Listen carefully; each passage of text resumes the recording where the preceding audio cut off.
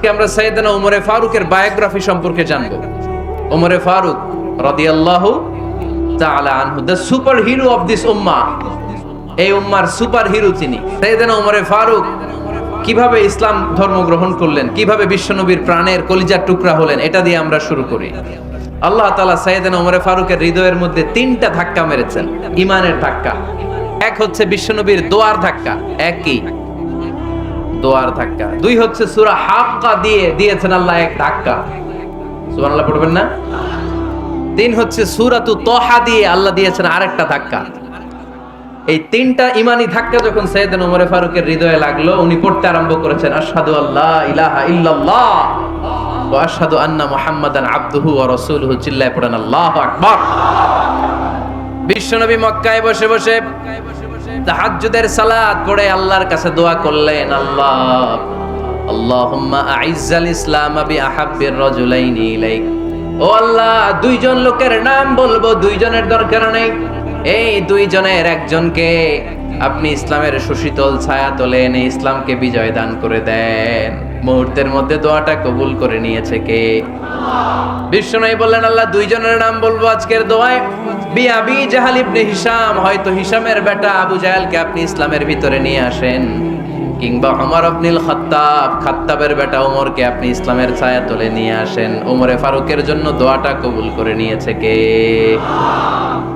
মক্কার যে অবস্থা, আল্লাহর হাবিব সাল্লাল্লাহু আলাইহি ওয়াসাল্লাম বুঝলেন মক্কার এই 2 জনের একজন যদি আমার সাথে না থাকে তাহলে মক্কায় দাওয়াতি কাজ চালিয়ে যাওয়া যাবে। আল্লাহরে বললেন, আল্লাহ বেশি চাই না, এই 2 জনের একজন, হয় আবু জাহেল নয় ওমর, হয় আবু জাহেল নয় ওমর। বিশ্বনবী যখন দোয়া করলেন, এই দোয়ার একটা ঈমানি ধাক্কা, নূরানি ধাক্কা সাইয়েদনা ওমরে ফারুকের হৃদয়কে স্পর্শ করে ফেলল। দোয়া ইজ লাইক এ মিসাইল। এই যে আমরা দোয়া করি, এটা মিসাইলের মতো। যুদ্ধে মিসাইল হামলা করে না? মিসাইল হামলা করার পরে এই মিসাইল লক্ষ্য বস্তুতে যে ভেদ করে, ঠিক কিনা? তেমনি দোয়ার মতো যদি আপনি দোয়া করতে পারেন, আপনি যেই জন্য দোয়া করেছেন ঠিক ওই জায়গায় যে আপনার দোয়া স্পর্শ করে। সুবহানাল্লাহ পড়বেন না? বিশ্বনবীর দোয়ার মাধ্যমে প্রথমে সাইয়েদনা ওমরে ফারুকের হৃদয়ে এক ধাক্কা লাগলো। 2 নম্বরে রব্বুল আলামিন সূরাতুল হাক্কা দিয়ে ওমরে ফারুকের হৃদয়ের মধ্যে দিলেন এক ধাক্কা। পড়েন আল্লাহু আকবার। কোরআনের ভেতরে সূরাতুল হাক্কা নামে একটা সূরা আছে না নাই? আল হাক্কাতু মাল হাক্কা ওয়া মা আদরাকা মাল হাক্কা। পড়েন আল্লাহু আকবার। বিশ্বনবী যখন দোয়া করলেন, ওই দোয়া যখন সাইয়েদনা ওমরে ফারুকের হৃদয়ে স্পর্শ করলো, সাইয়েদনা ওমরে ফারুক সব সময় বিশ্বনবীরে ফলো করতে আরম্ভ করলেন। বিশ্বনবী ডানে গেলে লুকিয়ে লুকিয়ে ওমর ফারুক ডানে যায়, বিশ্বনবী বায়ে গেলে লুকিয়ে লুকিয়ে ওমরে ফারুক বায়ে যায়। বিশ্বনবী একবার মসজিদুল হারামে যে নামাজ পড়তে শুরু করলেন, ওমরে ফারুক তখন বিশ্বনবীর পিছু পিছু ছদ্মবেশে পেছন থেকে যে বিশ্বনবী কিভাবে নামাজ পড়ে দেখতে শুরু করলেন। বিশ্বনবী ইন দা মিন টাইম এশার নামাজে আল হাক্কাতু মাল হাক্কা তেলাওয়াত শুরু করে দিলেন। আল হাক্কাতু মাল হাক্কা তেলাওয়াত শুরু করে দিলেন। তেলাওয়াত করতে করতে বিশ্বনবী যখন তেলাওয়াত করতেছে, ওমরে ফারুক এরকম দুলতেছে আর মজা পাচ্ছে। ও মিয়া, বিশ্বনবীর কণ্ঠ বুঝি আমার মতো কণ্ঠ, আপনার মতো কণ্ঠ, আহমদ বিন ইউসুফের কণ্ঠ, আব্দুল বাসিতের কণ্ঠ না? বিশ্বনবীর গলায় যে কি সুরের ঝংকার আল্লাহ দিয়েছেন, কি সুরের লহরী আল্লাহ দিয়েছেন, একবার যে শুনতো পাগল হয়ে যেত। আল্লাহু আকবার। বিশ্বনবী সূরা হাক্কা মন্ত্রমুগ্ধ তেলাওয়াতে, মন্ত্রমুগ্ধ সুর দিয়ে, মন্ত্রমুগ্ধ কণ্ঠ দিয়ে তেলাওয়াত করতে লাগলেন। এশার সালাতে ওমরে ফারুক তুলতে লাগলেন। ওমরে ফারুক যত শুনেন অবাক হয়ে যায়, যত শুনেন অবাক হয়ে যায়, যতই শুনে অবাক। কিরে? কারণ তিনি আরবি ভাষা বুঝতেন। এত সুন্দর শব্দের গাঁথনি, এত প্রাঞ্জল বর্ণনা, এত সুন্দর অন্তমিল, এটা কবিতা না হয়ে পারে না। উনি মনে মনে ভাবলেন, এটা মনে হয় কবিতা। It might be poem, it could be poem. Muhammad মনে হয় কবি হয়ে গেছে, তার কাব্য প্রতিভা দিয়ে সে এটা বানিয়েছে। তা না হলে এত সুন্দর কথা, এটা কবিতা না হয়ে পারে। ইন দ্য মিন টাইম বিশ্বনবী কিন্তু দেখতেছে না যে পেছনে ওমর। বিশ্বনবী তেলাওয়াত করছিলেন, ইন দ্য মিন টাইম বিষ্ণুই পড়ছিলেন ওমা হুয়া বিকাউলি শাইরিন কলিলাম মা তুমিনুন। এই আয়াতের অর্থ হলো এটা কোনো কবির কথা নয়, খুব অল্প সংখ্যক লোকই তোমরা ঈমান আনো। সুবহানাল্লাহ পড়ে। এটাকে বলে কোইন্সিডেন্ট। কোইন্সিডেন্ট, হুট করে অনেক সময় মিলে যায়। যায় কি যায় না?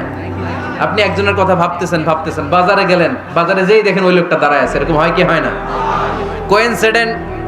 ওমরে ফারুক মনে মনে যেটা ভাবতেছে ওই কথা দিয়ে বিশ্বনবী তেলাওয়াত করতেছে, আল্লাহু আকবার। বিশ্বনবী যে আয়াত তেলাওয়াত করছিলেন, আয়াতের অর্থ হলো এটা কোনো কবির বানানো কবিতা না, খুব অল্প সংখ্যক লোকই তোমরা ঈমান আনো। ওমরে ফারুক আটকে উঠলেন, থমকে দাঁড়ালেন। ঘটনা কি? আমি মনে মনে ভাবলাম, কিরে এত সুন্দর কথা, এটা তো মানুষের কথা হতে পারে না, এটা নিশ্চয়ই কবিতা, কবির কথা।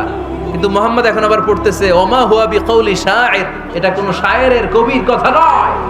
কলিলাম মা তুমিনুন, অল্পই তোমরা ঈমান আনো। তার মানে আমার মনে যা চলে মুহাম্মদ এটা টের পায়। মুহাম্মদ গণক।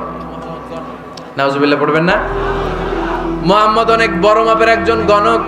মানুষের হৃদয়ে কি চলে, মনে মনে কি ভাবে, মুহাম্মদ না দেখেও বলে দিতে পারে। ইন দা মিন টাইম বিশ্বনবী পরের আয়াতে পড়লেন ওয়ালা বিকাউলি কাহিনিন কলিলাম মা তাযাক্কারুন। এই আয়াতের অর্থ হলো এটা কোনো গণকের বানানো গণনা নয়, খুব অল্প সংখ্যক লোকই তোমরা উপদেশ হিসেবে এটাকে মানো। সুবহানাল্লাহ পড়েন। এবার আর ওমরে ফারুকের সহ্য হয় না, কি আজীব তামাশা। প্রথমে মনে করলাম কবিতা, মোহাম্মদ কয় কবি না, সে কবি না, এটা কবিতা না। তারপর ভাবলাম সে গণক, সে আয়াত পরে পরে বলে দিল এটা গণনা নয়, তাহলে এটা কি?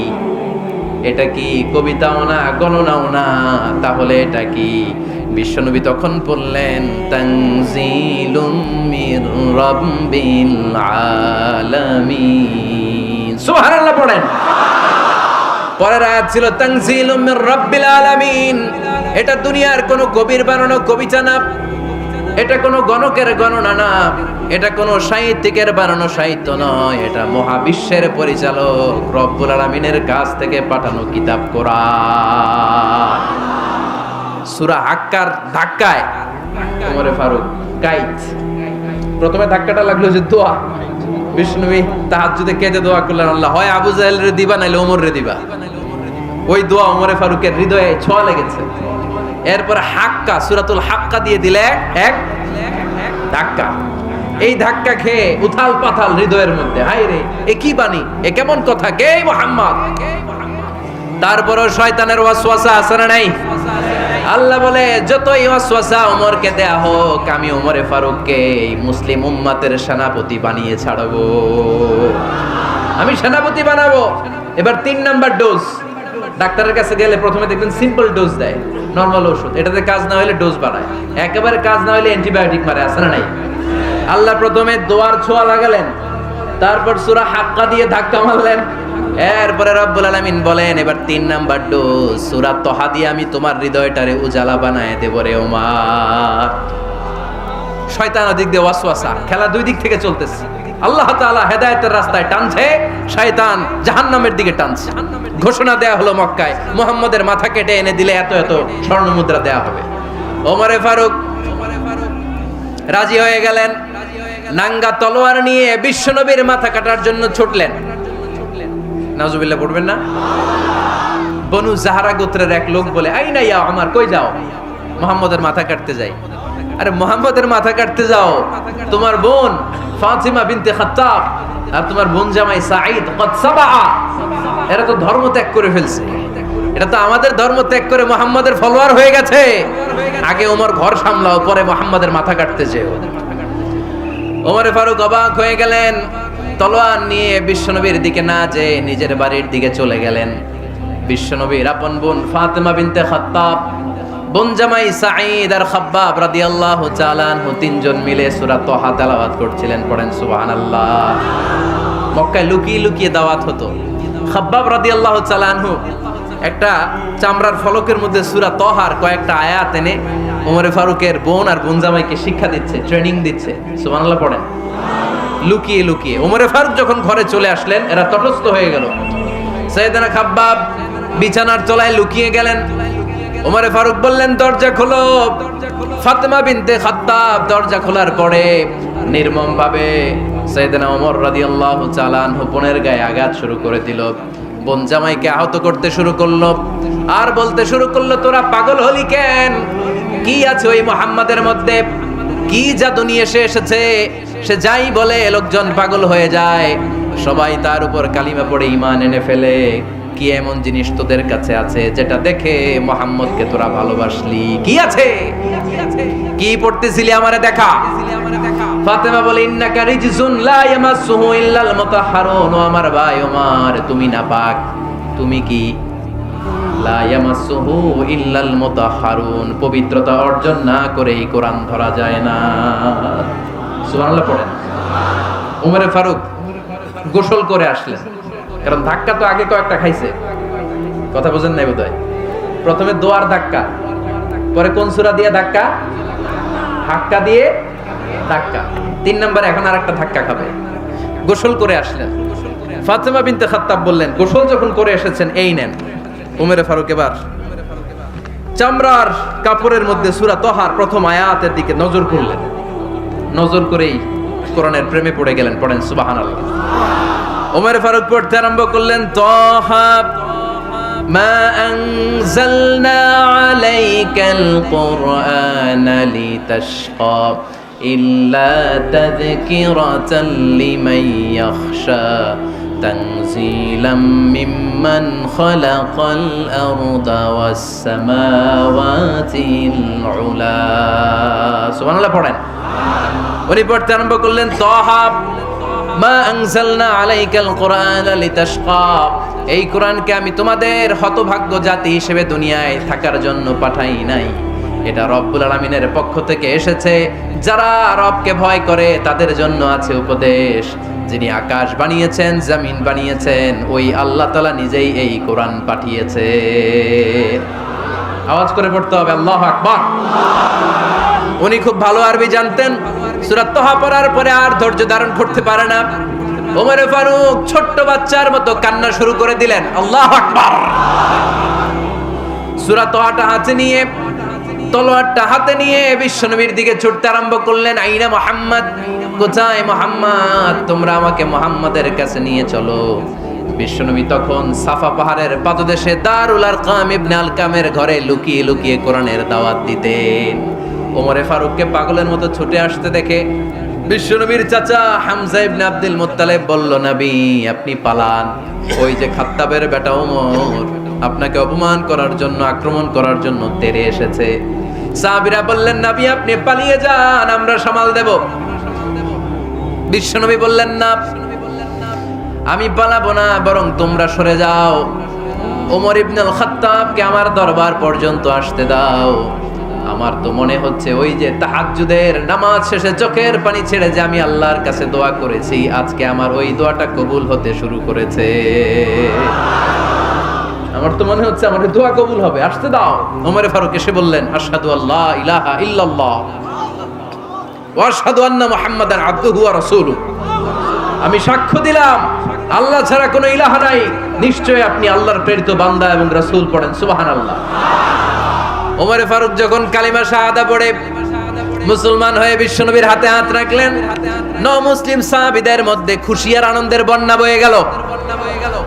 মুসলিম হাতে গোনা সাহাবারা আল্লাহর প্রশংসা করলেন। বিশ্বনবী সাইয়েদনা ওমর ফারুককে জড়িয়ে ধরলেন। ওমর ফারুক এবার বিশ্বনবীরে বললেন, নবী গো, আলাসনা আলাল হক, আমরা কি সত্যের উপরে আছি নাকি আমরা ভুলের উপরে আছি? বিশ্বনবী বললেন, বালা নাহনু আলাল হক, আমরাই সত্যের উপরে আছি। সুবহানাল্লাহ পড়েন। আলাসনা আলাল হক, নবী আমরা কি সত্যের উপরে নাই? হ্যাঁ অবশ্যই ওমর, তুমি সত্যের উপরে আছো। ওমরে ফারুক বললেন, তাহলে ফাফিমাল ইখতিফা, তাহলে লুকায় লুকায় আর দাওয়াত দেব কেন? আমি তো কালিমা পড়ে ফেলছি, আসেন আমার সাথে বের হই। ফাফিমাল ইখতিফা, আর লুকায় লুকায় কেন? আসেন আমরা বাইরে বের হই। বিশ্বনবী বললেন, ওমর এটা মাক্কি জীবন, এখানে আমরা একটু গোপনে গোপনে দাওয়াত দিতে চাই। ওমরে ফারুক বলে, না, আমার দায়িত্ব, আমি একটা মিছিল দিতে চাই নবী। আল্লাহর নামের তাকবীর দিতে দিতে দারুল আরকাম থেকে শুরু করে মসজিদুল হারাম পর্যন্ত একটা মিছিল দিয়ে আমি মক্কা কাঁপাইয়া দেব। অনুমতি দেন, বিশ্বনবী দিতে চায় না। ওমর ফারুক অনেক বোঝানোর পরে স্বল্প পরিসরের একটা অনুমোদন পাওয়া গেল বিশ্বনবী সাল্লাল্লাহু আলাইহি ওয়াসাল্লামের কাছ থেকে। কিন্তু মিছিল যে দিবে, মিছিলের জন্য লোকের দরকার আছে না নাই? এখানে লোক নাই, আমি একাই মিছিল দিতেছি, এটা জমবে, মিছিল জমবে। খুঁজে উনি 11 জন মুসলিম সাহাবা পেলেন। কয়জন? ওমরে ফারুক বললেন 11 জনই সই। এই 11 জন নিয়েই আমি আল্লাহর নামের তাকবীর দেব। 2 লাইন করলেন। কয় লাইন? 2 লাইন। পেছনে 6 জন, আর এই লাইনের নেতা বানালেন বিশ্বনবীর চাচা হামজাকে রাদিয়াল্লাহু তাআলা আনহু। আর সামনে 5 জন, তার আগে দাঁড়ালেন উনি নিজেই। তাহলে 6 6 12। বললেন এই 2 লাইনই আমরা তাকবীর দিতে দিতে, বেশি না, এই দারুল আরকামের ঘর থেকে, আপনারা জানেন যে সাফা মারওয়া এখন যে সাই হয়, এই সাফার পাদদেশে ছিল দারুল আরকামের ঘর। উনি বললেন এখান থেকে ওই যে কাবার গিলাফ দেখা যায়, কাবার গিলাফ পর্যন্ত আমরা এই তাকবীর নিয়ে ওখানে যাব। সুবহানাল্লাহ পড়বেন না? ওখানে উনি দাঁড়িয়ে ছোট্ট একটা ভাষণ দিয়েছিলেন। উনি বলেছিলেন মান আরাদা আন তাসকুলা উম্মু ওয়া ইয়াতামা ওয়ালাদু ওয়া তারমিলা যাওজাতুহু ফালিয়াসুদ্দানি। খেয়াল করে শুনেন, কান দুইটা খরগোশের কানের মতো খাড়া করেন। উনি এক বাক্যের একটা ভাষণ দিলেন। ভাষণ দিতে জানলে বড় ভাষণ দেয়া লাগে না, এক বাক্যের ভাষণ দিয়ে গোটা বিশ্বকে ঝাঁকুনি মারা যায়। চিল্লায় বলো ঠিক কিনা? ওমরে ফারুক এক বাক্যের একটা ছোট্ট ভাষণ দিলেন। মান আরাদা আন তাসকুলা উম্মু, কে আছো মায়ের এই মক্কায়, কে আছো মায়ের বুক খালি করতে চাও? ইয়াতামা ওয়ালাদু, কে আছো বাচ্চাগুলারে, নিজের সন্তানগুলোরে ইয়াতিম বানাতে চাও? কে আছো তারমিলা যাওজাতুহু, নিজের স্ত্রীকে বিধবা বানাতে চাও? ফালিয়াসুদ্দানি, বুকের পাটা থাকলে আমি ওমর রে থামাও। ফালিয়াসুদ্দানি, দেখি মক্কায় কার এত বড় বুকের পাটা। কে আছো মায়ের বুক খালি করতে চাও, সন্তান রে এতিম বানাতে চাও, স্ত্রীকে বিধবা বানাতে চাও? ফালিয়াসুদ্দানি, পারলে আমারে ঠেকাও। এই বলে উনি আল্লাহু আকবার, আল্লাহু আকবার, আল্লাহু আকবার বলে স্লোগান শুরু করে দিলেন। এক এক স্লোগানে মক্কার মরুজমিন থারথার করে কাঁপতে আরম্ভ করল। এই মিছিল মক্কার কেউ দেয় না। মিছিলের আওয়াজ শুনে আবু জাহেল বাইরিস, উতবা বাইরিস, শাইবা, ওয়ালিদ ইবনে মুগিরা সব বের হয়েছে। কিরে, আমার এলাকায় এত বড় স্লোগান, কার এত সাহস? বের হয়ে দেখে মিছিলের সামনে ওমর। ওমর রে দেখে দিছে এক দৌড়, কারণ ওমরে ফারুককে থামানোর মতো বাপের বেটা মক্কায় দ্বিতীয়টা কেউ ছিল না। আওয়াজ করে বলেন ঠিক কিনা? ওমরে ফারুক আল্লাহু আকবার, আল্লাহু আকবার বলে স্লোগান দিতে দিতে মসজিদুল হারামের ভেতরে ঢুকে গেল। কাবার গিলাফ ধরার পরে সেদিন মিছিল থেমেছে। ওই আল্লাহর নামের স্লোগান সেদিন কেউ থামাতে পারে নাই, কিয়ামত পর্যন্ত কেউ থামাতে পারবে না। চিল্লায় বলো ঠিক কিনা? ওই রকম একটা ওমরের দরকার, আমাদের বেশি চাই না। জোরে বলেন ঠিক কিনা? একটা ওমর লাগবে। চিল্লায় বলেন কয়টা? ওই ওমরের অপেক্ষায় বাংলাদেশ সহ গোটা মুসলিম উম্মাহ, ঠিক কিনা? একটা ওমরই যথেষ্ট। আমাদের সেন্ট্রাল লিডারশিপ নাই তো, আমাদেরকে এদিকে লাথি মারলে আমরা ওইদিকে যাই, ওদিক থেকে গুতা মারলে আমরা এদিকে যাই। আমাদের রিপ্রেজেন্টেটিভ, আমাদের প্রতিনিধিত্ব করার মতো কোনো কেন্দ্রীয় লিডারশিপ নেতৃবৃন্দ গোটা বিশ্বে নাই, ঠিক কিনা? আমরা সেই ওমরে ফারুকের অপেক্ষায়, আমরা সেই ইমাম আল মাহাদির অপেক্ষায়। এই ওমরে ফারুক আমাদের মডেল, ঠিক কিনা? থার্ড ইন পজিশন এই পুরো উম্মতের মধ্যে ওনার পজিশন নাম্বার 3। 1 নাম্বার পজিশন বিশ্বনবীর, কার? 2 নাম্বার পজিশন কার? আবু বকর। 3 নাম্বার পজিশন কার? ওমরে ফারুকের। বিশ্বনবী বলতেন লা নবিয়্যা বা'দি, লা নবিয়্যা বা'দি, আমার পরে কোনো নবী নাই। ওয়ালা রাসূলা, আমার পরে কোনো রাসূলও নাই। আমার নবীর পরে আর কোনো নবী আছে? আমার নবীর পরে আর কোনো রাসূল আছে? এই যে কাদিয়ানি যে একটা সম্প্রদায় আছে, এরা কি মুসলিম নাকি অমুসলিম? মুসলিম সম্প্রদায়ের সাথে এদের কোনো সম্পর্ক নাই। চিল্লায় বলেন ঠিক কিনা? এরা যদি মুসলমান হতে চায়, আমার নবী দ্য লাস্ট মেসেঞ্জার বিশ্বনবীকে খাতামুন নবী হিসেবে সংবাদ সম্মেলন করে গোটা বিশ্বকে জানাই দিতে হবে, তারপরে তাদেরকে আমরা মুসলিম হিসেবে স্বীকৃতি দিব। চিল্লায় বলেন ঠিক কিনা? তা না হলে তারা কোন ধর্মের এটাকে জানাই দিতে হবে। No inferiority complex, no identity crisis. Identity ক্রাইসিসে থাকা যাবে না। আপনারা কোন ধর্মের এটা জানাই দেন। আপনারা বিশ্বনবীরও শেষ নবী মানবেন না, আবার মুসলিম বলেও নিজেদেরকে ট্যাগ লাগাতে চাইবেন। সাধারণ মুসলমানরা এটা এই ধোঁকাবাজি মানে না। চিল্লায় বলেন ঠিক কিনা? আমার নবীর পরে কোনো নবী নাই, আমার রাসূলের পরে কোনো রাসূল নাই, ঠিক কিনা? আল্লাহর হাবিব বলতেন লাউ কানা বা'দি নাবিয়্যুন লাকানা উমর, তবে আমার পরে যদি নবী হওয়ার যোগ্যতা কারো থাকে আমার ওমরের ওই যোগ্যতা আছে। সুবহানাল্লাহ পড়েন। এজন্য আমরা একটা ওমর চাই। কয়টা? বেশি লাগবে? নেতার মতো নেতা কয়টা লাগে? জোরে বলেন কয়টা? Enough, that's enough. Umar Farooq our super hero. ওনার সাথে বিশ্বনবী সাল্লাল্লাহু আলাইহি ওয়াসাল্লামের মুসাহারার সম্পর্ক ছিল। ওমর ফারুক যে বিশ্বনবীর শ্বশুর এটা অনেকে জানেই না। ওমর ফারুক রাদিয়াল্লাহু তাআলা আনহু বিশ্বনবীর শ্বশুর ছিলেন, এটা আজকে নতুন শুনছেন। কে কে হাত তোলেন? দেখছেন হুজুর? সঠিক বলছি না আমি? অনেকে আমরা জানি না। মাশাআল্লাহ, জানতে লজ্জা নাই, শিখতে লজ্জা নাই। লজ্জা হচ্ছে অজ্ঞতায় আর মূর্খতায়, ঠিক কি না? আমরা শিখতে রাজি আছি।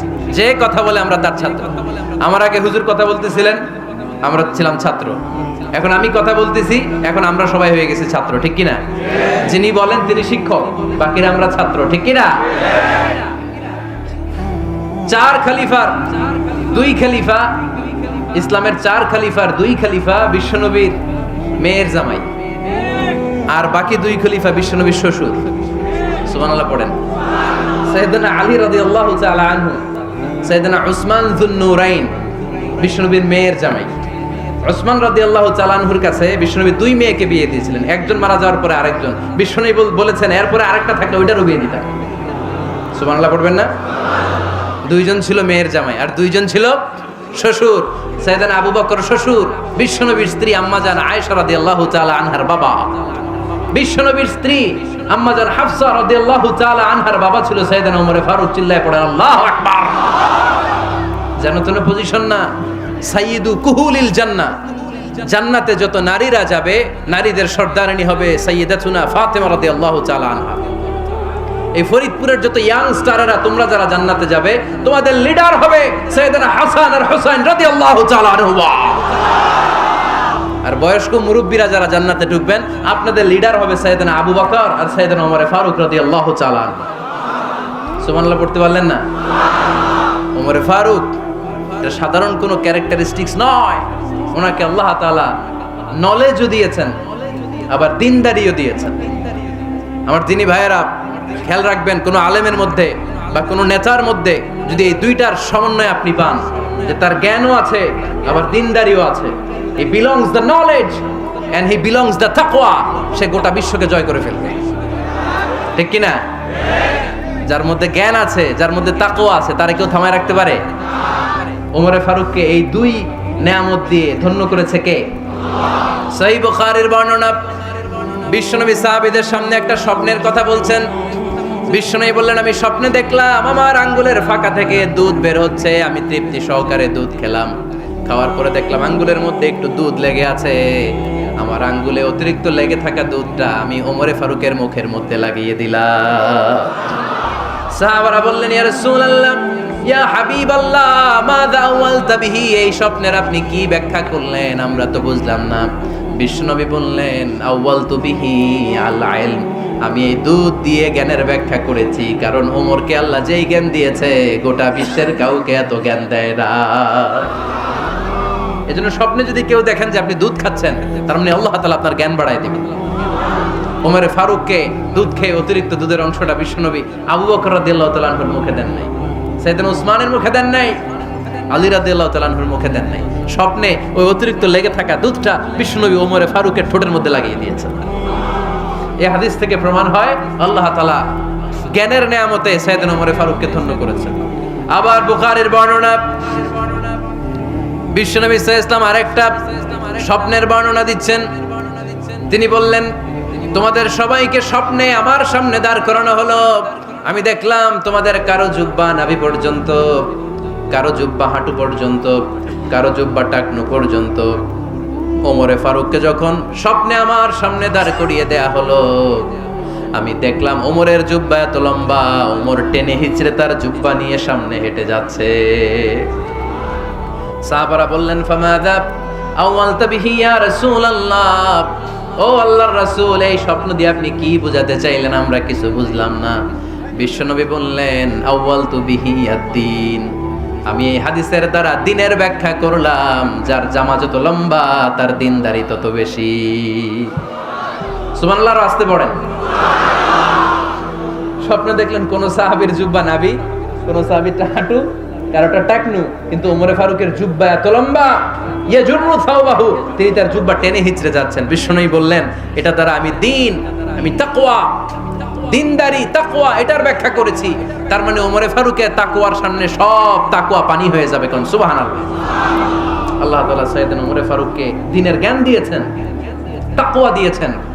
যুবক ভাইরা, যাকে আল্লাহ তাআলা দ্বীনের জ্ঞান দেয়, যাকে আল্লাহ তাআলা তাকওয়ার এই গুণ দিয়ে সমৃদ্ধ করে, তার জন্য গোটা বিশ্বের সব দরজাগুলোকে ওপেন করে দেয় কে?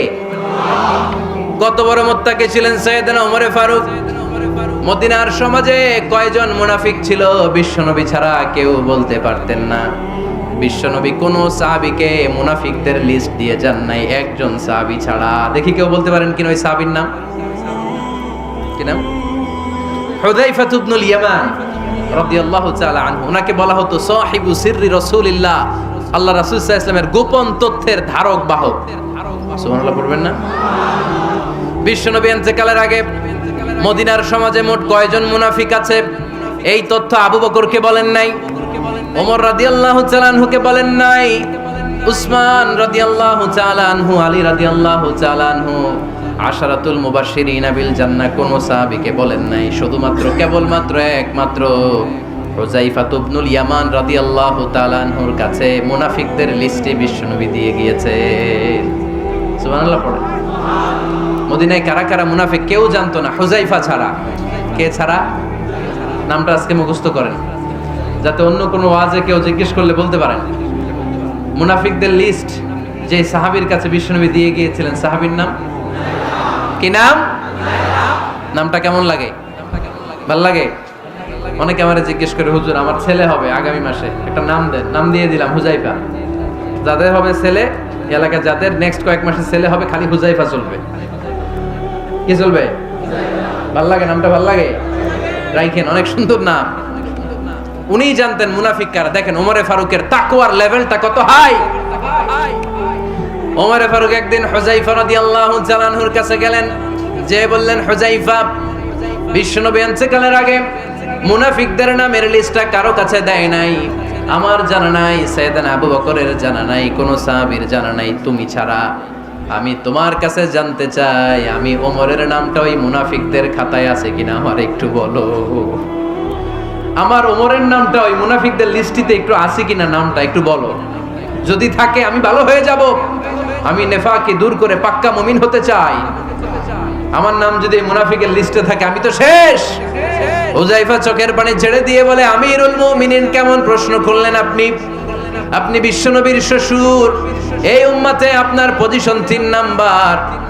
আপনারে মুনাফিকরা ভয় পায়, শয়তান আপনারে ভয় পায়। আপনি জান্নাতে সব বয়স্ক লোকদেরকে নিয়ে জান্নাতের মধ্যে আগে আগে ঢুকবেন, কেমন করে মুনাফিকদের কাতারে আপনার নাম থাকতে পারে? ওমর সুবহানাল্লাহ পড়ে। কি বিনয়ী, কি তাকওয়া। হুযায়ফাকে যে ধরতেন, হুযায়ফা একটু বলো না আমার নামটা মুনাফিকদের লিস্টিতে আছে কিনা। ওমরে ফারুকের যদি এই টেনশন থাকে যে আমি মুনাফিক হয়ে গেলাম কিনা, আমাদের এই টেনশন থাকার দরকার আছে না নাই? হ্যাঁ, যেন সব সময় আল্লাহর কাছে দোয়া করতে হবে, আল্লাহ তুমি নেফাকি থেকে আমাদেরকে বাঁচাও। আরো জোরে পড়েন আমিন। ওমরে ফারুক রাদিয়াল্লাহু তাআলা আনহু আমাদের সুপার হিরো, আমাদের সবাই বলেন আমাদের। উনি কত বড় সুপার হিরো শুনেন। উনি জুমার খুতবা দিচ্ছেন। কি দিচ্ছেন? মসজিদে নববীতে খুতবার মাঝখানে হঠাৎ বললেন, ইয়া সারিয়াতাল জাবাল, ইয়া সারিয়াত ইবনে জানিমিল জাবাল। এই কথা বলেই আবার খুতবা দিতে শুরু করলেন। ওনার এই ইয়া সারিয়াত ইবনে জানিমিল জাবালের সাথে আগের কথারও কোনো মিল নাই, পরের কথারও কোনো মিল নাই। জুমার নামাজের পর মুসল্লি সাহাবারা ধরলেন, বললেন, ইয়া আমিরাল মুমিনিন। খুতবার মাঝখানে হঠাৎ করে ইয়া সারিয়াত ইবনে জালিমিল জাবাল বলে আপনি চিৎকার করলেন কেন? আপনার এই বাক্যের সাথে আপনার খুতবার আগের বাক্যের কোনো মিল নাই, আপনার খুতবার পরের বাক্যেরও কোনো মিল নাই। এই কথা আপনি কারে বললেন, কারে উদ্দেশ্য করে বললেন? এই কথার তাৎপর্য কি আমাদেরকে বুঝিয়ে বলেন। ওমরে ফারুক বললেন, আমি যখন খুতবা দিচ্ছি আমি দেখতে পেলাম ওই যে কয়েক মাস আগে আমি আমার মুসলিম সেনাবাহিনী পারস্যে আক্রমণের জন্য পাঠিয়েছি, বর্তমান ইরানের ওই বিশাল এলাকাতে পারস্যে আমি আমার ব্যাটালিয়ন পাঠিয়েছি। আমি হঠাৎ করে দেখতে পেলাম আমার মুসলিম বাহিনীর সেনাপতি যুদ্ধের এক পর্যায়ে তার ডানে আছে উপত্যকা, বায়ে আছে পাহাড়, সে পাহাড়ি রাস্তা ছেড়ে দিয়ে উপত্যকার দিকে যেতে শুরু করেছে। আমি দেখতে পেলাম আমার মুসলিম বাহিনী যদি উপত্যকার দিকে ছুটে বেড়ায়, কাফির মুশরিকরা আমার মুসলিম বাহিনীকে কচুকাটা করে ফেলবে। তাই আমি এখান থেকে তাদেরকে কমান্ড দিয়ে বলেছি, ইয়া সারিয়াতাল জাবাল, উপত্যকার দিকে নয় পাহাড়ের দিকে যাও, তাহলেই তোমাদের বিজয় নিশ্চিত হয়ে যাবে। উপত্যকার দিকে যেও না, ইলাল জাবাল, ইলা সারিয়াতিল জাবাল, পাহাড়ের দিকে ছোট। সাহাবারা অবাক, ঘটনা কি? উনি বসে আছেন মদিনায় মসজিদে নববীর মিম্বারে দাঁড়িয়ে, উনি যদি ইয়া সারিয়াতাল জাবাল বলে, এটা কি ইরানে যাবে নাকি? ও মিয়া, তখনকার সময়ে বর্তমানের মতো মোবাইল ছিল নাকি, ইন্টারনেট ছিল নাকি, কিছু ছিল? খালি মুখে আমি যদি বলি ইয়া সারিয়াতাল জাবাল, এটা ইরানে যাবে, ইন্ডিয়ায় যাবে, ঢাকায় তো যাবে, ফরিদপুর শহরেই তো বসবে না, ঠিক কিনা? কিন্তু এটা আমিরুল মুমিনিন বিশ্বাসী সাহাবারা বিশ্বাস করে নিল। কিছু মুনাফিক ছিল, এরা কয় না, ঝামেলাস, এটা তো সম্ভব না। এক কাজ করি, এই সেনাপতি যখন বিজয়ী বেশে মদিনায় ফিরে আসবে আর আমরা ধরবো। এরা দিন গুনতে লাগলো, এই সেনাপতি মুসলিম বাহিনী নিয়ে পারস্য জয় করে কবে ফিরে আসবে। এই মুনাফিকের দলগুলো কখনো সেনাবাহিনীকে অভ্যর্থনা জানাতে যেত না, কিন্তু এইবার সবার আগে মদিনার উপকণ্ঠে যে সেনাপতিদেরকে অভ্যর্থনা জানানোর জন্য ফুল নিয়ে রেডি, ফুল নিয়ে দাঁড়ায় আছে। সেনাপতি ঢুকার সাথে সাথে ধরছে, এই সেনাপতি কোত্থেকে আসছে? কয় পারস্য জয় করে আসছি। কয় এমন এমন দিন, জুমার দিন দুপুর বেলা যুদ্ধের মাঝখানে আমিরুল মুমিনিনের কণ্ঠের কোন কথাবার্তা শুনছো নাকি? সেনাপতি অবাক, কয় তোমরা জানলা কেমনে? শুনছি তো। সুবহানাল্লাহ পড়বেন না? আমরা যুদ্ধে একটা ভয়ঙ্কর অবস্থার মধ্যে ছিলাম, পেছন থেকে শত্রু আমাদেরকে আক্রমণ করতে শুরু করে দিল। ডানে যাব না বায়ে যাব, সামনে যাব নাকি পেছনে যাব, রাস্তা খুঁজে পাচ্ছি না। ডান দিকে ছিল আমাদের উপত্যকার রাস্তা, বাঁ দিকে ছিল পাহাড়ি পথ। আমরা সোজা পথ হবে মনে করে উপত্যকার দিকে ছুটতে আরম্ভ করলাম। হঠাৎ করে আমিরুল মুমিনিনের কণ্ঠ বজ্র কণ্ঠে আমার কানের মধ্যে ভেসে আসলো। আমার মনে হলো আমিরুল মুমিনিন কেমন যেন আমাকে কমান্ড দিচ্ছেন আর বলছেন, ইয়া সারিয়াতাল জাবাল, ডান দিকে উপত্যকার পথে নয়, তাড়াতাড়ি পাহাড়ের দিকে সৈন্য বাহিনী নিয়ে উঠে যা। পাহাড়ের দিকে, ডানে না, this is wrong track and this is the right track. ওই দিন যদি ওমরে ফারুকের ওই গাইডলাইন, আমিরুল মুমিনিনের কমান্ড যদি আমি না শুনতাম, আজকে বিজয়ের বেশে ফিরতেও পারতাম না, আমাদের চেহারাও তোমরা দেখতে পেতে না। ওমরে ফারুকের ওই কমান্ড, ওই গাইডলাইন অদৃশ্য থেকে শোনার কারণে ওই পারস্যের মধ্যে আমাদেরকে সেই যুদ্ধে বিজয় দান করেছে কে? দিস ইজ ওমরে ফারুক, দিস ইজ ওমরে ফারুক। বিশ্বনবী বলছেন, ওমর, মা লাকিয়াকা শাইতানু সালিকান ফাজ্জান ইল্লা সালাকা ফাজ্জান গায়রা ফাজ্জিক। ওমর, শয়তান ইবলিস যদি তোমার কোনো রাস্তা দিয়ে হাঁটতে দেখে, শয়তান ওই রাস্তা রেখে দিয়ে অন্য রাস্তা দিয়ে হাঁটে। সুবহানাল্লাহ বাড়িতে যায় বললেন। কে বলতেছে? বিশ্বনবী। কার ব্যাপারে? ওমরে ফারুকের ব্যাপারে। শয়তান যদি দেখে যে ওমরে ফারুক এই রাস্তা দিয়ে হাঁটতেছে, শয়তান ওই রাস্তা রেখে দিয়ে অন্য রাস্তা দিয়ে হাঁটে। সুবহানাল্লাহ পড়েন। রাত্রিবেলা আমরা আমাদের বাচ্চা ছেলে মেয়েদেরকে যখন খাওয়াই, বাচ্চারা খেতে চায় না, এরকম হয় আপনাদের ফরিদপুর এলাকায়? হ্যাঁ, এই এলাকায় হয় নাকি? খেতে চায় না বাচ্চারা, এই চকলেট দেখায়া, এই মিনা কার্টুন দেখায়া, এইটা সেইটা, এগুলো সেগুলো বলে, গল্প টল্প বলে ভুলায়া খাওয়ানো লাগে, তাই না? তারপরও খায় না। আমারও ছোট মেয়ে আছে, খেতে চায় না, এইটা সেইটা এমনি সেমনে খাওয়ানো লাগে।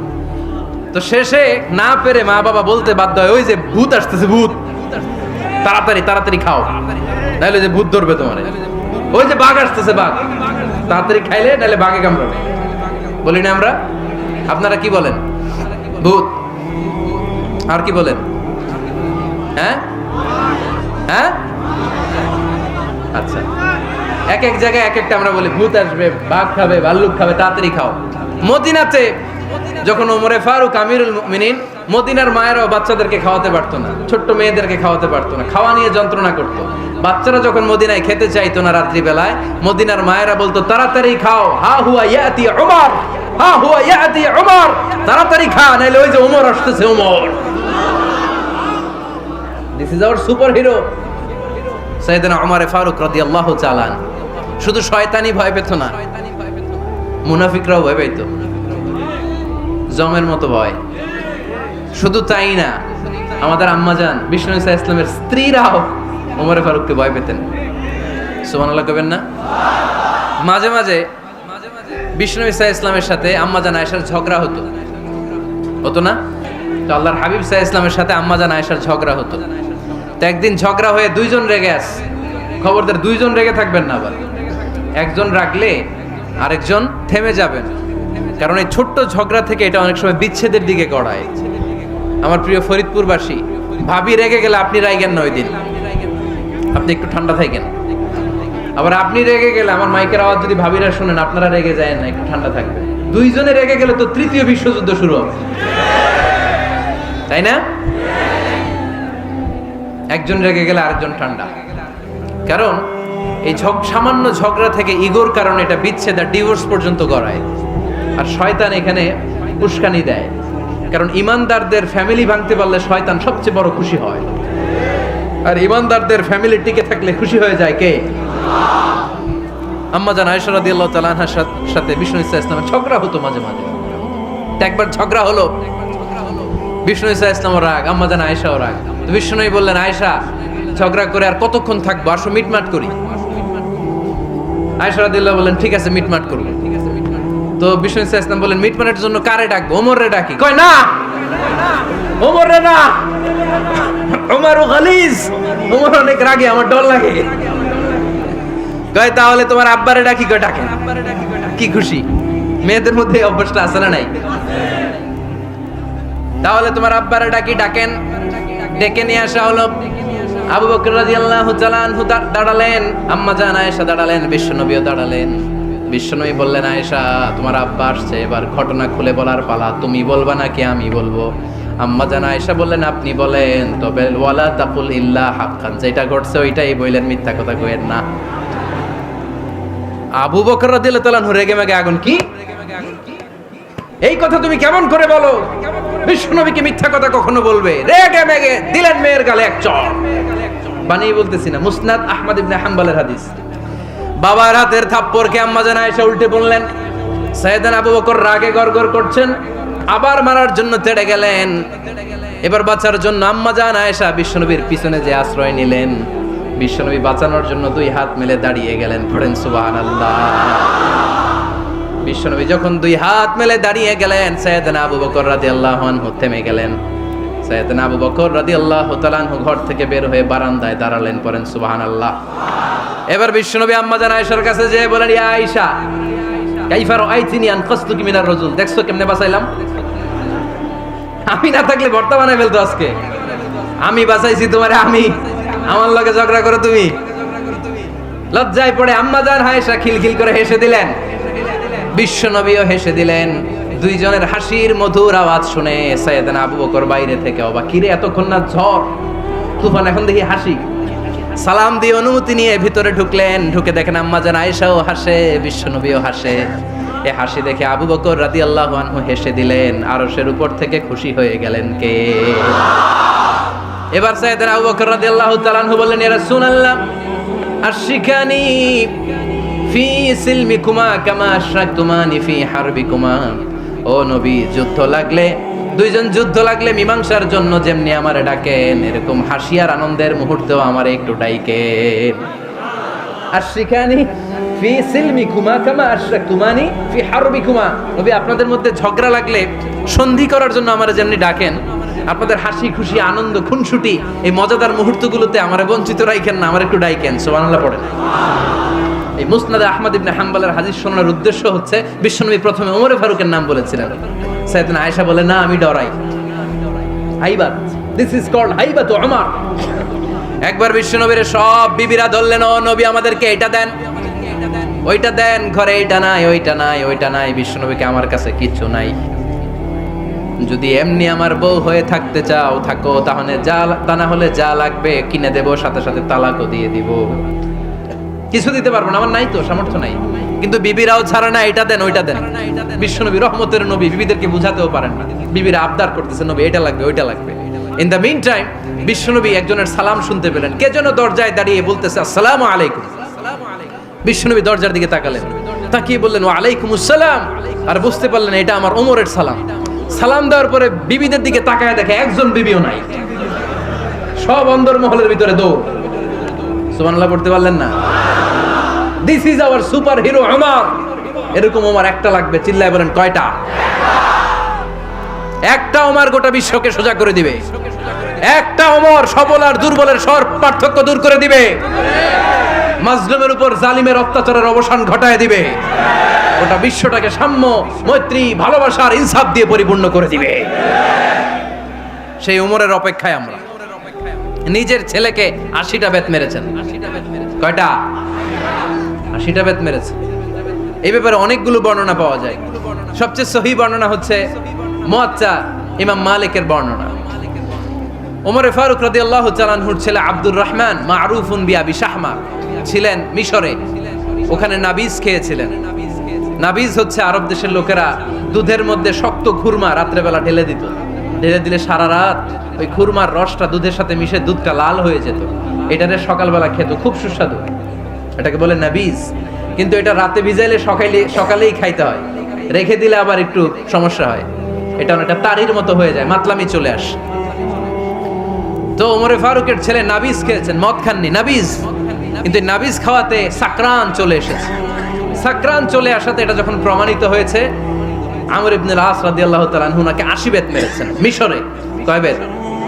নিয়ম হচ্ছে সবার সামনে, কিন্তু সবার সামনে না মেরে একটু গোপনে মেরেছে। এই তথ্য যখন ওমরে ফারুকের কাছে এসেছে, উনি বললেন না, মারতে হবে সবার সামনে, আলাদা মারলা কেন? ও মদিনায় ফিরে আসলে আমি আবার 80টা মারব। মদিনায় ফিরে আসার পরে সাইয়েদনা ওমরে ফারুক ওই আগের 80টারে আর ধরেন নাই, নিজ হাতে আবার 80টা বেত মেরেছেন। এই বেত মারার 1 মাস পরে এই আবু শাহমা ইন্তেকাল করেছে। অনেক ঐতিহাসিক বলে এই বেতের আঘাতে মরেছে, কেউ কেউ বলেছে নিজের রোগের কারণে মরেছে। কিন্তু দিস ইজ দ্য ইনসাফ সিস্টেম অফ ওমর। নিজের ছেলে বলে ছেড়ে দেয় নাই। এখন নিজের ছেলে হইলে 7 খুন মাফ, নেতার ছেলে হইলে 10 খুন মাফ, এলাকার মোড়লের ছেলে হইলে 10 খুন মাফ। নো পার্সিয়ালিটি ইন ইসলাম। ইসলামে পার্সিয়ালিটি নাই। আপনি নেতার ছেলে হন, আপনি বিজনেস ম্যাগনেটের ছেলে হন, আপনি যেই হন না কেন, ইসলামের দৃষ্টিতে সবাই সমান। চিল্লায় বলেন ঠিক কিনা? বানু মখজুমিয়া গোত্রের এক নারী চুরিতে ধরা পড়ল। সাহাবারা বললেন, নবী মদিনার সবচেয়ে ভেরি প্রেস্টিজিয়াস এন্ড ডিগনিফাইড ফ্যামিলির মেয়ে, আপনি হাত কাটেন না, কারণ ইসলামের নিয়ম চুরি করলে কি কেটে দাও।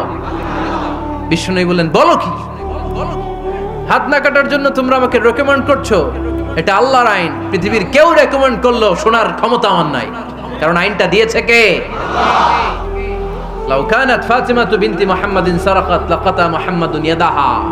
আরে বনু মাখজুমিয়া মেয়ে তো দূরের কথা, আমার কলিজার টুকরা ফাতেমাও যদি আজ চুরিতে ধরা পড়তো, তার হাত কেটে দিতে আমি 1 মিনিটও দেরি করতাম না। দিস ইজ ইসলাম। এই হচ্ছে ওমরে ফারুকের মানাকিব। এরকম ওমরে ফারুক কয়টা লাগবে? আওয়াজ করে বলতে হবে, কয়টা লাগবে? একটা লাগবে। এই সাইয়েদনা ওমরে ফারুক মদিনার প্রথম চিফ জাস্টিস ছিলেন। সর্বপ্রথম উনার পরামর্শে সাইয়েদনা আবু বকর রাদিয়াল্লাহু তাআলা আনহু কোরআনকে সংকলন করেছেন। আমরা এই যে কোরআন পড়ি 30 পারা, এমদাদিয়া লাইব্রেরির 114টা সূরা, কত সুন্দর সন্নিবেশ করা হয়েছে, এখানে সাজানো হয়েছে। আল্লাহর হাবিব সাল্লাল্লাহু আলাইহি ওয়াসাল্লামের সময় কি এরকম কোরআন ছিল নাকি? ছিল না। খেজুর পাতার মধ্যে, গাছের বাকলের মধ্যে, ওটের বড় হাড্ডির মধ্যে আর পাথরের মধ্যে খোদাই করা কোরআন ছিল।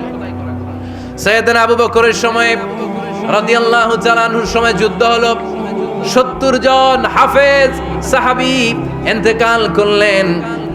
সাইয়েদনা আবু বকর রাদিয়াল্লাহু তাআলা আনহুকে ডেকে ওমরে ফারুক বললেন, ও আবু বকর, এইভাবে হাফেজে কোরআন সাহাবীরা যদি দুনিয়া থেকে বিদায় হয়ে যায়, আল্লাহর কোরআনও তো বিদায় হয়ে যাবে।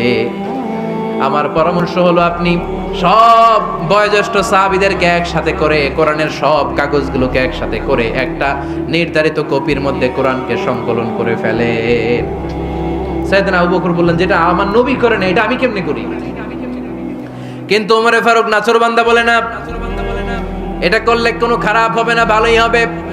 মুসলিম উম্মার জন্য এক জায়গায় কোরআন সন্নিবেশিত থাকবে, আপনি করেন। সাইয়েদনা আবু বকর রাজি হয় না, ওমরে ফারুকও ছাড়ে না। ওমরে ফারুক বলতে বলতে বলতে বলতে এমন ভাবে সাইয়েদনা আবু বকর রাদিয়াল্লাহু তাআলা আনহুকে ধরলেন, সব শেষে সাইয়েদনা আবু বকর ওমরে ফারুকের কথায় কোরআন সংকলনে রাজি হয়ে গেলেন। পড়েন সুবহানাল্লাহ। উনি বললেন, ওমর যখন আমাকে বারবার বুঝাতে লাগলো, আল্লাহ তাআলা আমার হৃদয়টা ওমরের কথা শোনার জন্য খুলে দিলেন। আল্লাহ তাআলা কেমন যেন আমাকে ইলহাম করলেন, আবু বকর করো, এই কাজের মধ্য দিয়ে আমি আমার কোরআনকে গোটা বিশ্বে জীবিত রেখে দেব। This is Omar. এই যে আমরা হিজরি সনের যে আমরা গণনা করি, এই হিজরি সনের প্রবর্তক হচ্ছে সাইয়েদনা ওমরে ফারুক। সুবহানাল্লাহ নাই? আপনাদের সাইয়েদনা ওমরে ফারুক এই হিজরি সনের গণনা শুরু করেছে। সাহাবারা বলল, আমিরুল মুমিনিন, খ্রিস্টানদের ঈসাই সন আছে, আমাদের মুসলমানদের কোনো সন নাই। আমাদের একটা সন থাকলে আমাদের জিজিয়া নিতে, আমাদের যাকাতের টাকা উত্তোলন করতে অনেক সুবিধা হবে। ওমর ফারুক বললেন, তাহলে কোন সালকে হিজরি, কোন সালকে মুসলিম সাল হিসেবে আমরা ঘোষণা দিতে পারি? একজন বলল, আমার নবী যেই সালে জন্মগ্রহণ করেছেন ওই সালে।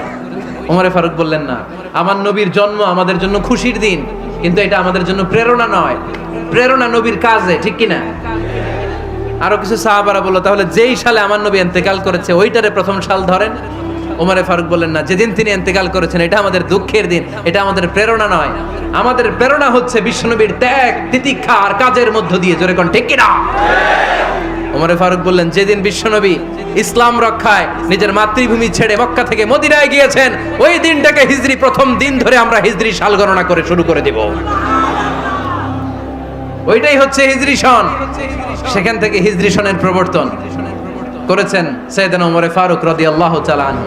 এই যে স্টেট গভর্নমেন্ট, এই যে প্রিজন, জেলখানা, ক্যান্টনমেন্ট, সচিবালয়, গণভবন, বঙ্গভবন, মুক্তিযোদ্ধাদের ভাতা, রাষ্ট্রীয় ভাতা, এই সব নিয়ম কানুন সাইয়েদনা ওমর ফারুক তার রাষ্ট্রীয় আমলে তিনি নিজে করেছেন। চিল্লায় পড়েন আল্লাহু আকবার। মুসলমানদের আলাদা কারেন্সি, নিজস্ব মুদ্রা ব্যবস্থা নিজে চালু করেছেন। সৈনিকদের মধ্যে যারা বিবাহিত, প্রতি 6 মাস অন্তর অন্তর 1 মাসের ছুটি কাটাতে তারা ফিরে আসবে, সাইয়েদনা ওমর ফারুক চালু করেছেন। চিল্লায় আওয়াজ করে পড়েন আল্লাহু আকবার। এই যে আমরা 20 রাকাত সালাতুত তারাবি পড়ি রমাদানে, পড়েন না আপনারা? এটা সাইয়েদনা ওমর ফারুক চালু করেছেন। সুবহানাল্লাহ পড়তে পারলেন না? কোরআনে মোট 22টা আয়াত আছে যেখানে সাহাবারা ইনডিসিশনে ভুগছিলেন। বিশ্বনবীর মত একটা, ওমর ফারুকের মত আর একটা। এই 22 জায়গায় আল্লাহ তাআলা বিশ্বনবীর মতের পক্ষে আয়াত নাজিল না করে ওমর ফারুকের মতের পক্ষে কোরআনের আয়াত নাজিল করেছেন। আওয়াজ করে পড়েন আল্লাহু আকবার। সাইয়েদনা ওমর ফারুক। আমরা সাহাবীদের জীবন চরিত পড়তে চাই না, কত যে অনুপ্রেরণামূলক দৃষ্টান্ত সাইয়েদনা ওমর ফারুক আমাদের জন্য রেখে গিয়েছে। ওমর ফারুক যখন খলিফা, দিনের বেলায় যদি রাষ্ট্রে কোনো নিয়ম জারি করতেন, দিনের বেলায় জনগণকে কোনো বিষয়ে যদি নিষেধ করতেন, রাত্রে বেলায় খাওয়ার সময় ফ্যামিলি মেম্বারদের সবাইকে বলতেন, এই দিনের বেলা আমি জনগণকে এই কাজ করতে নিষেধ করেছি, তোমরা আমার ফ্যামিলি মেম্বার, খবরদার তোমরা এই কাজ করো না। জনগণ করলে যতটুকু শাস্তি, তোরা করলে পাবি ডবল শাস্তি। সুবহানাল্লাহ কইবেন না? আমাদের নেতারা ওই বাড়ির বিচার করে, ওই বাড়ির মাইয়ার বিচার, ওই বাড়ির পোলার বিচার, নিজের পোলা গাঞ্জা টানে, আছে না নাই? নিজের মেয়ে অপরাধ করে, আছে না নাই? কি নেতা ছিলেন ওমর ফারুক! আগে নিজের ঘর সামলিয়েছেন, আগে নিজেকে সামলিয়েছেন, নিজের ঘর ঠিক করেছেন। বলেছেন জনগণ করলে যত ব্যাদ, তোরা করলে double bad. This is call leader, ঠিক কি না? এক বাবা এসে বললেন, ওমর ফারুক আমার ছেলে কথা শোনে না, বেয়াদব। ওমর ফারুক ছেলেরা ডাকলেন, বাবা তুমি তোমার আব্বাজানের কথা শোনো না, এটা তো কবিরা গুনাহ। ছেলে বলে, ওমর ফারুক সব দায়িত্ব আল্লাহ ছেলে মেয়েদেরকে দিয়েছে, বাবা মাকে কোনো দায়িত্ব দেয় নাই।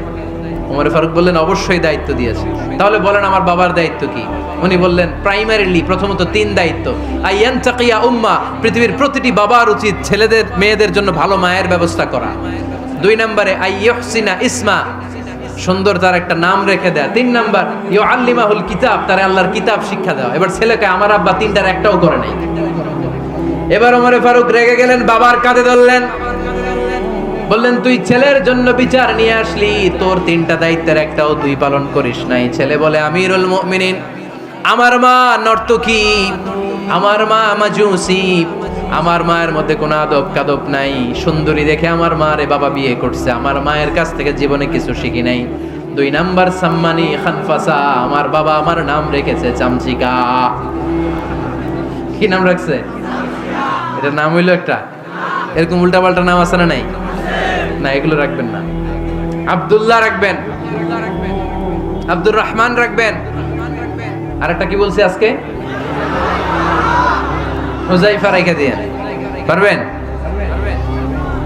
ওয়ালাম ইউআল্লিমনি হারফাম মিন কিতাবিল্লাহ, আমিরুল মুমিনিন। শুধু তাই না, আল্লাহর কোরআনের একটা অক্ষর আমার বাবা কোনোদিন আমারে শিক্ষা দেয় নাই। ওমর ফারুক রেগে গেলেন, এবার বাপের কান্দে দইরা মারতে শুরু করলেন। তুই পোলার নামে বিচার নিয়ে আইছিস, তোরে মার দিমু আগে। এরকম নেতার দরকার আছে না নাই? মদিনায় এক লোক তার বউরে রাগের চোটে 100 তালাক দিয়ে ফেলছে। কয় তালাক দেয়ার নিয়ম? কয়টা দিছে? কয়টা?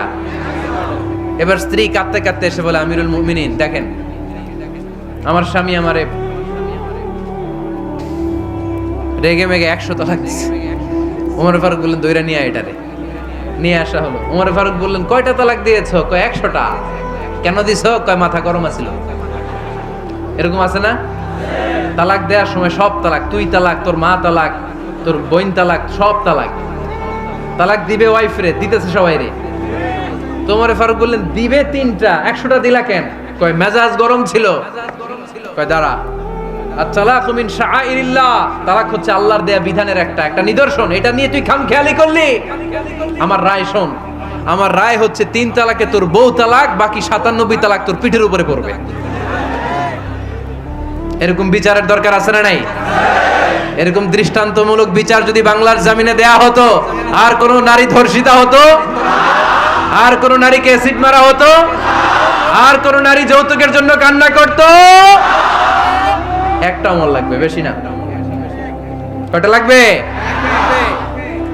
তিনি গভর্নর সিস্টেম চালু করেছিলেন, governor system, Islamic state. Bahrain, ইয়ামান, মিসর, কুফা, বসরা, মক্কা, মদিনা, এই 7 জায়গায় 7 জন গভর্নর পাঠিয়েছেন। তাদের থেকে তথ্য নিতেন। এই গভর্নর সিস্টেম উনি বানিয়েছেন। সাইয়েদনা আমর ইবনে আল-আস রাদিয়াল্লাহু তাআলা আনহুকে পাঠিয়েছেন মিশরে। মিশরে একটা দৌড় প্রতিযোগিতা হতো। ওই দৌড় প্রতিযোগিতায় আমর ইবনে আল-আস রাদিয়াল্লাহু তাআলা আনহুর ছেলে অংশগ্রহণ করেছে, কিন্তু এক মিশরি ওই দৌড় প্রতিযোগিতায় চ্যাম্পিয়ন হয়ে গেছে। রানার্স আপ হয়েছে আমর ইবনে আল-আসের ছেলে। এবার মিশরি ফার্স্ট আর গভর্নরের ছেলে সেকেন্ড। রাগের চোটে আমর ইবনে আল-আসের ছেলে ওই মিশরির মাথার মধ্যে কয়েকটা বাড়ি মেরেছে। মিশরি বলে আমার মাল্লা কেন? তুমি খেলায় পারো না, আমারে মাল্লা কেন? কয় আনা ইবনুল আকরামিন, আমি গভর্নরের পোলা, আমি যা বলবো এটাই হবে, আমার উপরে কথা নাই। মিশরি ওইখানে আর ঝগড়া বাঁধায় নাই, মনে দুঃখ নিয়ে মদিনায় চলে আসলেন। এসে বললেন আমিরুল মুমিনিন, আপনি আমর ইবনুল আস রাদিয়াল্লাহু তাআলা আনহুকে মিশরের গভর্নর বানিয়ে পাঠিয়েছেন। একটা প্রতিযোগিতায় আমি চ্যাম্পিয়ন হয়েছি, ওনার ছেলে হয়েছে রানার আপ। কেন সে চ্যাম্পিয়ন হতে পারে নাই? এই কারণে আমার মাথায় লাঠি দিয়ে 3টা বাড়ি মেরে বিচারটা দিছে কার দরবারে? কথা বুঝেন নাই বোধহয়? ওমর ফারুকের দরবার। ওমর ফারুক বললেন তাই, আগামী বছরের অমুক তারিখ আমি সব গভর্নরদেরকে ডেকে হিসাব নেই, তো ওই দিন তুই থাকবি, পারবি না? মিশরে বলে পারবো, মানে অবশ্যই পারবো।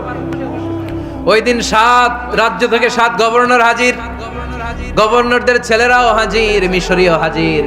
7 গভর্নরের কাছ থেকে 7 এলাকার খোঁজ খবর নেয়ার পরে ওমরে ফারুক বললেন আইনাল মিসরি, মিশরি লোকটা কই, এদিকে আয়। মিশরি সামনে আসার পরে বলল আমর ইবনুল আস, তুমি মিশরের গভর্নর, তোমার ছেলে সহ তুমি আসো।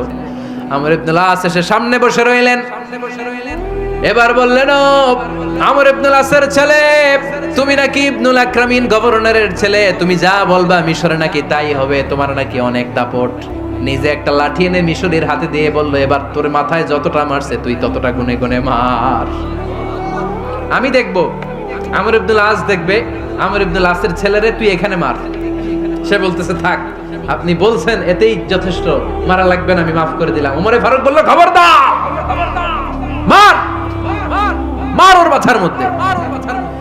মিশরি ওমরে ফারুকের ধমক শুনে ভয়ে ভয়ে 3টা বাড়ি মারল। এই বাড়ি মারা দেখেও ওমরে ফারুকের হৃদয় ঠান্ডা হয় নাই। লজ্জায় আমর ইবনুল আস, বয়স হয়ে গিয়েছে সাহাবা, মাথা তখন টাক, মাথায় চুল নাই, লজ্জায় মাথাটা হেট হয়ে মাথাটা নিচু করে রেখেছে। এবার রাগের চোটে ওমরে ফারুক বললেন, এবার আমর ইবনুল আসের টাক মাথার মধ্যে একটা মার। মার!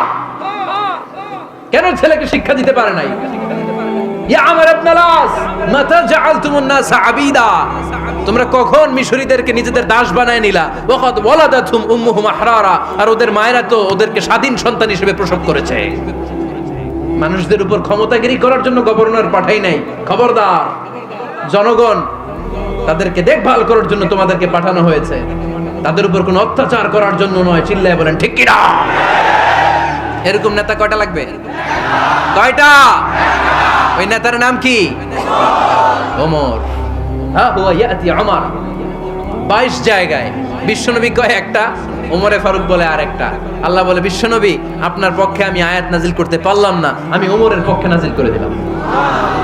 বিশ্বনবী বলতেন ইন্নালি কুল্লি উম্মাতিন মুহাদ্দাস, সব উম্মতের মধ্যে, সব নবীদের উম্মতের মধ্য থেকে একজন করে আল্লাহ তাকে মুহাদ্দিস বানাতো। মুহাদ্দিস না, মুহাদ্দাস। মুহাদ্দাস মানে এমন লোক যিনি যা ভাবতো ওই ভাবনাটাই আল্লাহ আয়াত হিসেবে নাজিল করে দিতেন। বিশ্বনবী বলেন আমার উম্মতের মধ্যে মুহাদ্দাস হচ্ছে সাইয়েদনা ওমর।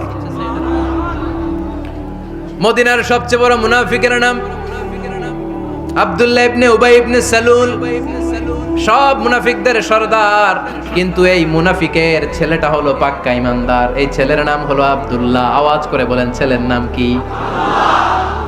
আব্দুল্লাহ ইবনে উবাই ইবনে সালুল, মুনাফিক সরদার যখন ইন্তেকাল করলো, সাইয়েদনা আব্দুল্লাহ রাদিয়াল্লাহু তাআলা আনহু বিশ্বনবীর কাছে এসে চোখের পানি ছেড়ে ডেকে বলে নবী আপনিও জানেন আমিও জানি, মদিনার সবাই জানে আমার আব্বা মুনাফিকদের সরদার, কিন্তু আমার মন তো মানে না, আমার তো পিতা, আমার তো বাবা লাগে, আমার তো মন মানে না। আপনিও জানেন মুনাফিক, আমিও জানি মুনাফিক। নবী আপনার দরবারে কিছু আমি চাই না, আপনার গায়ের একটা জামা দেন, আপনার জামাটা পরিয়ে আমার বাবারে দাফন দিব। এর উসিলায় যদি আমার আব্বারে আল্লাহ মাফ করে দেয়, দয়ার নবী মায়ের নবী জামা খুলে দিয়ে দিলেন। পড়েন সুবহানাল্লাহ। আব্দুল্লাহ রাদিয়াল্লাহু তাআলা আবার আবদার চললেন, নবী জানি আমার বাবা মুনাফিক, কিন্তু আমার তো বাবা, আপনার দরবারে ফরিয়াদ, আপনি নিজে যে আমার বাবার জানাজার নামাজের ইমামতি করবেন। দয়ার নবী মায়ার নবী জানাজার নামাজে যেতে চাইলেন। ওমরে ফারুক বললেন নবী না, খবরদার আপনি উবাই ইবনে সালুলের জানাজায় যাবেন না। বিশ্বনবী জোর করে যেতে চাইলেন। সাইয়েদনা ওমরে ফারুক বিশ্বনবীর জামা পেছন থেকে টেনে ধরলেন। আল্লাহু আকবার! টেনে ধরলেন, যাবেন না আপনি। ওমরে ফারুকের হাত থেকে হ্যাচকা টান মেরে জুব্বা টান দিয়ে বিশ্বনবী জানাজায় চলে গেলেন। রব্বুল আলামিন আয়াত নাজিল করলেন, ইস্তাগফির লাহুম আও লা তাস্তাগফির লাহুম ওয়া ইন তাস্তাগফির লাহুম ৭০ মাররাতান ফালান ইয়াগফিরাল্লাহু লাহুম। নবী গো, একবার নয়, দুইবার নয়, ৭০ বারও যদি এই মুনাফিকের জন্য আপনি ক্ষমা চান, তার জন্য ক্ষমা নাই, তার জন্য আছে জাহান্নাম। ওয়ালা তাকুম, আপনি যাবেন না আলা কবরি, কখনো তাদের জানাজায় যাবেন না। এই যে একটা ভুল করে ফেলছেন, এটা এবারই শেষ, এরপরে আর যাবেন না। সাইয়েদনা ওমর ফারুকের পক্ষে আল্লাহ তাআলা কোরআনের আয়াত নাজিল করে দিলেন। চিল্লায় পড়েন আল্লাহু আকবার। এভাবে 22টা জায়গায় ওমর ফারুক যা বলেছে, এটা নিয়ে একটা আলাদা আলোচনা হইতে হবে, আলাদা একটা আলোচনা লাগবে যে 22টা আয়াতে আল্লাহ তাআলা বিশ্বনবীর পক্ষে কোরআনের আয়াত নাজিল না করে সাইয়েদনা ওমর ফারুকের পক্ষে আয়াত নাজিল করেছেন। চিল্লায় পড়েন সুবহানাল্লাহ। ওই ওমর ফারুককে আমাদের মডেল বানানোর দরকার আছে না নাই? ওই ওমর ফারুকের জীবনী আমাদের ছেলে মেয়েদেরকে পড়ানোর দরকার আছে না নাই? আমাদের ভবিষ্যৎ প্রজন্ম এগুলো জানে না। ওরা সালমান খান দেখে বড় হয়, ওরা শাহরুখ খান দেখে বড় হয়, ওরা ঋত্বিক রোশনকে দেখে বড় হয়, ওরা মনে করে যে এরাই বড় সুপার হিরো। আমাদের যে কত বড় সুপার হিরো আছে এরা জানেই না। নতুন প্রজন্মের কর্ণকোহরে সাইয়েদনা ওমর ফারুকের ইতিহাস পৌঁছে দেওয়ার দরকার আছে না নাই? ওমর ফারুকের ইন্তেকালের ঘটনাটা বলেই আমরা মুনাজাতের দিকে যাব। শুনবেন? শুনতে চান? উনি স্বপ্নে দেখলেন একটা লাল মোরগ ওনাকে 3টা ঠোকর মেরেছে। কয়টা? উনি জুমার নামাজে জিলহজ মাসের শেষ সপ্তাহে জুমার নামাজে বললেন যে একটা লাল মোরগ 3টা ঠোকর মেরেছে। মুগীরা ইবনে শুবা রাদিয়াল্লাহু তাআলা আনহুর দাস আবু লুলু আল মাজুসি, এই লোকটা খঞ্জর বানাতে পারতো। মুগীরা রাদিয়াল্লাহু তাআলা আনহুর দাস। মুগীরা প্রতিদিন 4 দিরহাম করে চার্জ করতো, যেহেতু দাস। সে এসে বিচার দিল, আমিরুল মুমিনিন, মুগীরা আমার থেকে বেশি টাকা চায়, জুলুম করে। ওমরে ফারুক বললেন, তাই? তুমি কি কাজ জানো? বলে, আমি খঞ্জর বানাতে জানি। বাড়ি কই? পারস্য। আরে তুমি খঞ্জর বানাতে জানলে তো 4 দিরহাম অনেক কম, সে তো আরো বেশি টাকা নেওয়া দরকার ছিল তোমার থেকে। আবু লুলুর এই কথা পছন্দ হয় নাই। সে কয়, ওমর তুমি সবারে দয়া দেখাও আর আমার ক্ষেত্রে কঠিন নিয়ম বানাইলা, দাঁড়াও এই নিয়ম তোমারে আমি দেখাবো। এই রাগে সে বাড়িতে যে একটা খঞ্জর বানালো। কি বানালো? খঞ্জর চেনেন? ছোট্ট ছুরি। কিছুদিন আগে ওমানের সুলতান কাবুস ইন্তেকাল করেছে, জানেন আপনারা? ওনার এই কোমরের মধ্যে খঞ্জর থাকতো, ছবিতে দেখছেন? আরব শায়েখ যারা সুলতান আমির, কোমরে কি থাকে? ছোরা থাকে, খঞ্জর। সে বাসায় যে একটা খঞ্জর বানালো, যেই খঞ্জরের 2 মাথা, লাহু রাসান ওয়া মাকবাদাতুহু ফি ওয়াসাতি, আর ধরার হ্যান্ডেলটা মাঝখানে, এদিকেও ছুরি এদিকেও ছুরি, যাতে এইভাবে মারা যায়। সে ধার দিতে লাগলো আর বলল, ওমর দাঁড়াও, তোমারে আমি দেখাবো। ওমরে ফারুক মসজিদে নববীর ইমাম, ফজরের নামাজের সময় এ আবু লুলু আল মাজুসি বুরনুস পরে, চাদর পরে, লুকিয়ে লুকিয়ে, সে অগ্নি উপাসক, মুমিন নয়। ওমরে ফারুককে অ্যাটাক করার জন্য গেলেন মসজিদে নববীতে। ওয়াকানু ইউসাল্লুনা বিগালাস, তখন ওনারা অন্ধকারে নামাজ পড়তো। নামাজের সময় যখন হলো, লুকিয়ে লুকিয়ে প্রথম কাতারে ওমরে ফারুকের পিছনে মুয়াজ্জিনের পাশেই দাঁড়ালেন, হাতে খঞ্জর। ইকামত হলো, ওমরে ফারুক সালাত শুরু করলেন, ফজরের সালাত, আল্লাহু আকবার। নামাজ শুরু করলেন, সূরা ফাতিহা বললেন। আরেকটা সূরা যখন পড়তে যাবেন, ইন দ্য মিন টাইম আবু লুলু এই খঞ্জর নিয়ে ওমরে ফারুকের বুকের মধ্যে 3টা স্টেবিং করলেন। একটা মারলেন নাভির নিচে, মারার সাথে সাথে পাকস্থলী কেটে গেল। আরেকটা মারলেন পাজরে, পাজর ছিঁড়ে গেল। 3টা মারার পরে ওমরে ফারুক বললেন, কাতালানি আল কালব, এক কুকুর আমাকে মেরে ফেলেছে। পেছন থেকে এক সাহাবীকে টান মেরে সামনের দিকে নিয়ে গেলেন, তুমি নামাজের ইমামতি করাও। আর ওমরে ফারুককে বাকিরা ধরাধরি করে পেছনে নিতে আরম্ভ করলেন। আর এই আত্মাই আক্রমণ যে করেছে, সে কাতারের মাঝখান দিয়ে যেতে আরম্ভ করলো আর 2 দিকে ছুরি মারতে আরম্ভ করলো। 13 জন সাহাবীর গায়ে ছুরি মেরেছে, 7 জন সাহাবা স্পট ডেথ, জায়গায় মৃত্যু। এই ভয়ঙ্কর অবস্থা দেখে এক সাহাবী বুরনুস, এক ধরনের জুব্বা আছে মাথাওয়ালা, অনেকে জ্যাকেট পরছেন না এরকম মাথাওয়ালা, লম্বা জুব্বা আছে, আরবরা শীতে পরে মাথাওয়ালা। এই মাথাওয়ালা জুব্বা বের করে এক সাহাবী জালের মতো তার দিকে উড়ায় মারল। ওই বুরনুসের মধ্যে পেঁচিয়ে আবু লুলু মাটিতে পড়ে গেল আর সুইসাইড করে ফেলল, নিজের বুকে নিজে মেরে আত্মহত্যা। যেই সাহাবীকে ইমামতির জন্য দাঁড় করালেন, উনি ছোট্ট সূরা দিয়ে, প্রথম রাকাতে সূরা আল কাউসার, দ্বিতীয় রাকাতে সূরাতুল ইখলাস দিয়ে নামাজ শেষ। ওমরে ফারুক বেহুশ। ওমরে ফারুক কি? হ্যাঁ, বেহুশ। সবাই কান্নাকাটি করতেছে, সবাই দেখতে গেলেন, এখন হুঁশ ফিরে না। মুখের মধ্যে, মুখ খুলে রাষ্ট্রের চিকিৎসক মুখের মধ্যে দুধ দিলেন, ওই নাভি দিয়ে দুধ বের হয়ে যায়, পাকস্থলী কেটে ওখান দিয়ে দুধ বের হয়ে যাচ্ছে। তারা বললো, ওনারে বাঁচানো সম্ভব না, দেখেন হুঁশ ফিরে কিনা। হুঁশ ফিরলে ওনার পরে কে আমির হবে, উনি যেন প্যানেল ঠিক করে দিয়ে যায়। সবাই তাকিয়েছে ওমরে ফারুকের চোখের দিকে। আল্লাহর মেহেরবানিতে ঘন্টা খানিক পরে উনি চোখ খুললেন। চোখ খোলার পরেই বলেন নাই, ও মা আমি মরে যাই। চোখ খোলার পরে উনি বলেন নাই, কে মারলো আমারে। চোখ খোলার পরে উনি বলেন নাই, আমার পরে নেতা কে হবে। চোখ খোলার পরে সর্বপ্রথম কথাটি ছিল, আসল্লান নাস, আমার নেতৃত্বে যে ফজরের নামাজটা শুরু হয়েছিল, এটাকে ঠিকমতো তোরা পড়েছিলি? আমার নেতৃত্বে যে ফজরের জামাত শুরু হয়েছিল, সেটা ঠিকঠাক মতো সমাপ্ত হয়েছিল কিনা আগে বল। আসল্লান নাস, নামাজটা হয়েছে কিনা বল। সুবহানাল্লাহ কইতে পারলেন না?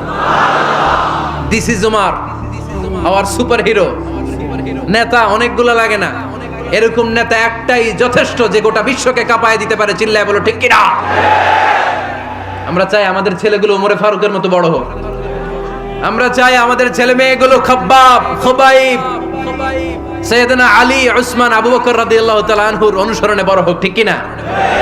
আমরা একটা ওমর চাই, যিনি আমাদেরকে সালাতের শিক্ষা দিয়ে গিয়েছেন, ইন্তেকালের আগে বলেছেন সাল্লাল্লাহু নাস, এজন্য আমরা যেন নামাজ কখনো নষ্ট না করি।